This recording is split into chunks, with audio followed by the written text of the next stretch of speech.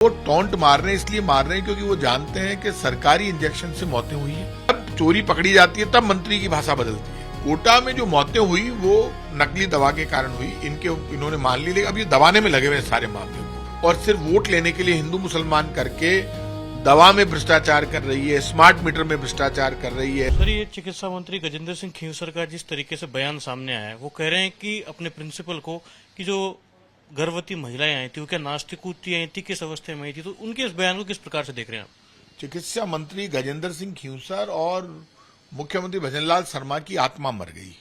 जब सरकार के नेताओं की आत्मा मर जाती है तब इस तरह की भाषा बोलते हैं।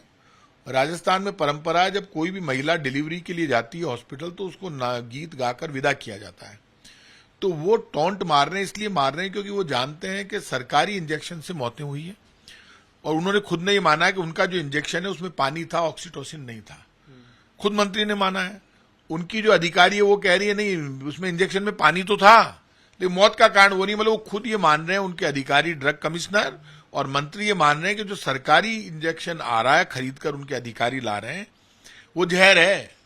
तो मौत का कारण तो इंजेक्शन है। कोटा में जो मौत हुई और बीकानेर में जो किडनी फेल हुई, अब उसकी जांच सामने आएगी। तो अब आप ये कह रहे हैं कि कोटा में जो मौत हुई तो पानी के इंजेक्शन से हो गई, मतलब आप जहर बांट रहे हो। तो हत्या का मुकदमा तो मुख्यमंत्री और मंत्री के खिलाफ दर्ज होना चाहिए। तो ये अचानक फ्रस्ट्रेशन में इसलिए आ गए क्योंकि उनकी चोरी पकड़ी गई।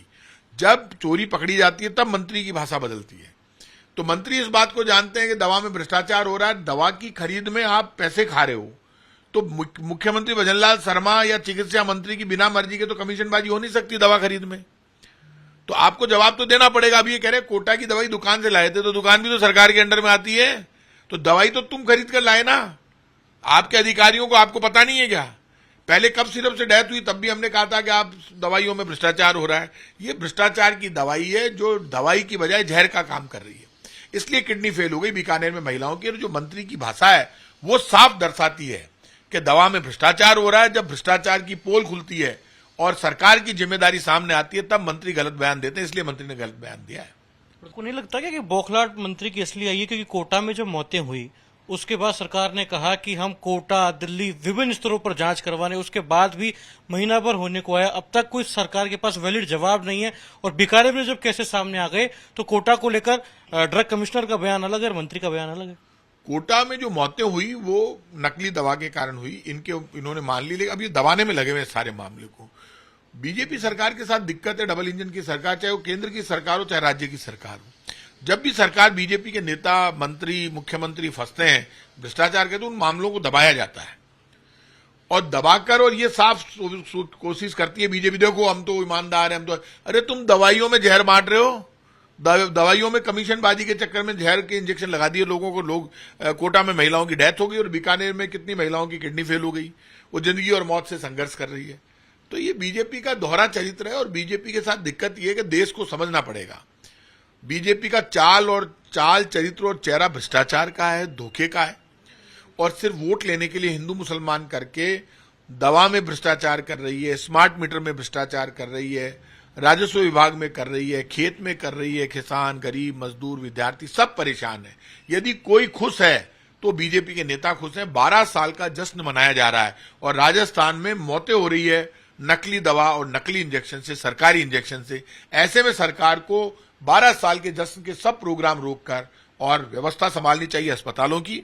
प्राइवेट अस्पतालों में डेथ नहीं हो रही, सरकारी अस्पतालों में डेथ हो रही। इससे साफ साबित है कि सरकारी इंजेक्शन के नाम पर जहर लगा रही है राजस्थान की बीजेपी की सरकार। आप और खींवसर साहब के बयान को काफी दुर्भाग्यपूर्ण मान रही है और बीते 2.5 सालों में जिस प्रकार का उनका कार्यप्रणाली रहा है, आपको नहीं लगता कि नैतिकता के आधार पर मंत्री को इस्तीफा देना चाहिए? नहीं, मैं इस्तीफा मांगता नहीं हूं, मेरी आदत नहीं है। मैं मांग के क्या करूं? हमारे कहने से दे देंगे क्या इस्तीफा? बहुत भला समझ रखा है। भजनलाल शर्मा और गजेंद्र सिंह और बीजेपी के नेता इस्तीफा देते हैं क्या? ये दोनों हाथों से लूटने में लगे, हम क्यों मांगे इस्तीफा? नकटे हैं, सरकार ऊपर इनकी, नीचे इनकी, लेकिन ठाकुर जी इलाज करेगा इनका। नकली इंजेक्शन की बात आप बार बार कहते हैं, तो लगता है वो कमीशन खोरी हो रही है राजस्थान में चिकित्सा महकमे में? वो तो सबको पता है, ये तो सारे जानते हैं कि दवा का बड़ा बजट है, उसमें पैसे आ रहे हैं। ऐसा कोई विभाग नहीं जो बिना भ्रष्टाचार के बचा हो। खुलेआम लूट हो रही है और हालात इतने खराब है, आप कहीं भी चले जाओ, यदि कहीं कुछ हो रहा है तो राजस्थान की सरकार, राजस्थान के मुख्यमंत्री, मंत्री सिर्फ ईमानदारी से जेब काटने का काम कर रहे हैं, इसके अलावा कोई काम नहीं कर रहे। इसीलिए तो मौतें हो रही है अस्पतालों में। प्राइवेट अस्पताल में तो नहीं मर रहे, सरकारी अस्पताल में कैसे मर रही है महिलाएं? मैडम आ रही है। मैडम आ रही है। मैडम आ रही है। अरे मैडम आ रही है। अरे बाबा मैडम आ रही है। मैडम आ रही है।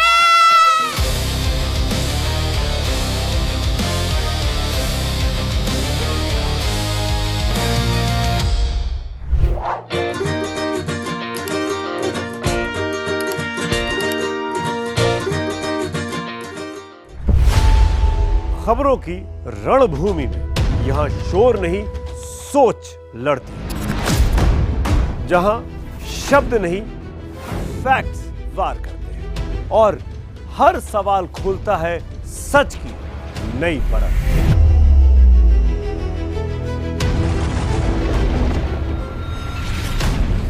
चक्रव्यूह आपके अपने सुमित अवस्थी के साथ सोमवार से शुक्रवार शाम 6:57 पर टाइम्स नाउ नव भारत पर।